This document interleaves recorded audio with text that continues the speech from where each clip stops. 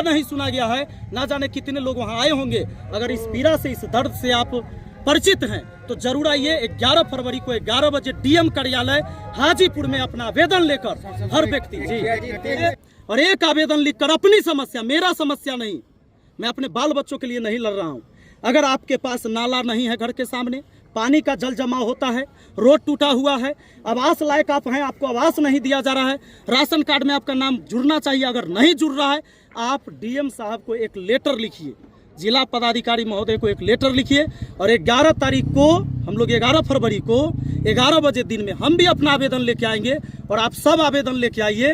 और यहीं पर सबको अंतिम सत्य की पहचान होती है। यह ऐसा भूमि है जहां से आप कितनों कुछो कहीं से करके आइएगा ना, हिया के बाद आप कहीं ना जाइएगा। यहाँ नीचा माटी है, हम आपको दिखा दे, इराक है ना, एमे सब एहे में मिलल है, मंत्री, विधायक, मुखिया, एसपी, डीएसपी, डीएम कितना मिल गया है, किसी का ऊपर कर पहचान नहीं होगा जो कौन है या कौन नहीं। इसीलिए सत्य है और हम चाहते हैं कि जितना के गुमान है जो भाई हम डीएम है तो हम एसपी हैं तो हम मंत्री हैं, हम विधायक हैं, तो इस बात को समझ ले कि सबको अंत होना है। इसीलिए गुमान न करें। और हमारे पास एक समस्या है, जिस समस्या को लेकर हम कई दिनों से परेशान हैं, लगभग 15 दिनों से, और चक्कर काट रहे हैं हम डीएम कार्यालय का। आपको हम बता दें कि हमारे पंचायत में पंचायत सरकार भवन बनना था, जमीनें लॉट हो गया, खाली कराया गया।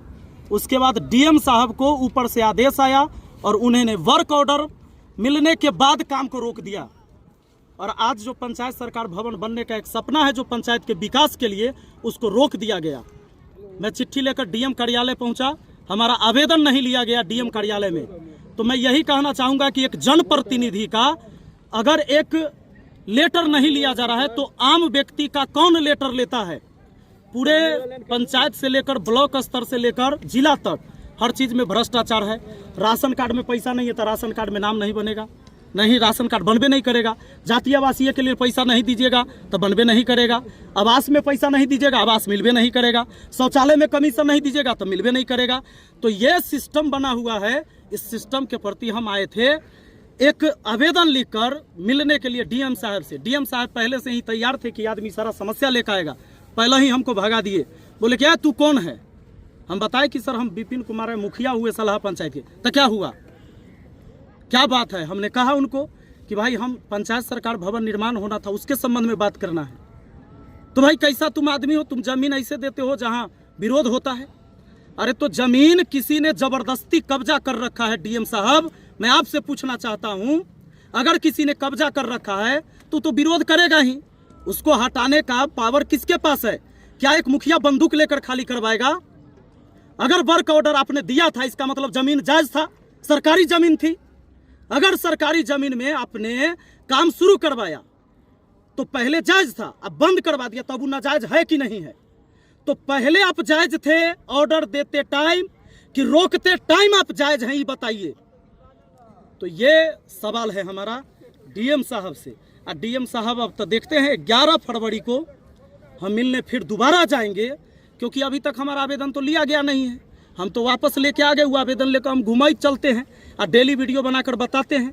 अब हम पूरे वैशाली जिला के एक एक व्यक्ति से अनुरोध करेंगे, आपका मुखिया, सरपंच, विधायक कोई साथ दे न दे, आपकी समस्या है, आपको खुद लड़ना होगा।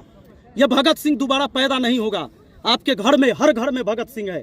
एक व्यक्ति निकलिए और एक आवेदन लिखकर अपनी समस्या, मेरा समस्या नहीं, मैं अपने बाल बच्चों के लिए नहीं लड़ रहा हूं। अगर आपके पास नाला नहीं है घर के सामने, पानी का जल जमाव होता है, रोड टूटा हुआ है, आवास लायक आप हैं, आपको आवास नहीं दिया जा रहा है, राशन कार्ड में आपका नाम जुड़ना चाहिए, अगर नहीं जुड़ रहा है, आप डीएम साहब को एक लेटर लिखिए, जिला पदाधिकारी महोदय को एक लेटर लिखिए और 11 तारीख को हम लोग 11 फरवरी को 11 बजे दिन में हम भी अपना आवेदन लेके आएंगे और आप सब आवेदन लेके आइए। और एक चीज़ और, वहाँ सिस्टम हमें सुधारना है। जब यहाँ से सुधरेगा तब पूरे बिहार में सुधरेगा, पूरे देश में सुधरेगा। वो सिस्टम यह है कि डीएम साहब पैर पर पैर चढ़ा कर कुर्सी पर बैठे रहते हैं और सामने जो 25 से 30 कुर्सी लगा रहता है, कोई आम जनता भी आ जाए तो उसको बैठने नहीं दिया जाता है। खड़े होकर बोलो, उधरे से निकलो।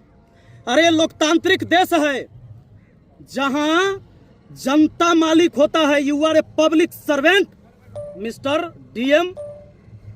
पब्लिक सर्वेंट हैं आप, जनता के नौकर हैं आप। तो ये राजा जो है, जो जनता राजा है वो खड़ा होता है और जो सर्वेंट है वो बैठा रहता है। तो व्यवस्था ये होनी चाहिए कि आप भी बैठिए। आपके कुर्सी पर बैठने से मुझे एतराज नहीं है। आप परीक्षा पास करके आए हैं, आप पढ़ाई करके आए हैं, आप योग्य हैं तब बैठ रहे हैं। लेकिन एक आम जनता जब आएगा तो उसको भी कहिए कि भैया बैठिए और बताइए आपकी क्या समस्या है। मैं इस व्यवस्था को लागू करवाना चाहता हूँ, क्योंकि अगर ऐसी अफसरशाही रही तो किसी व्यक्ति का नहीं सुना जाएगा। अगर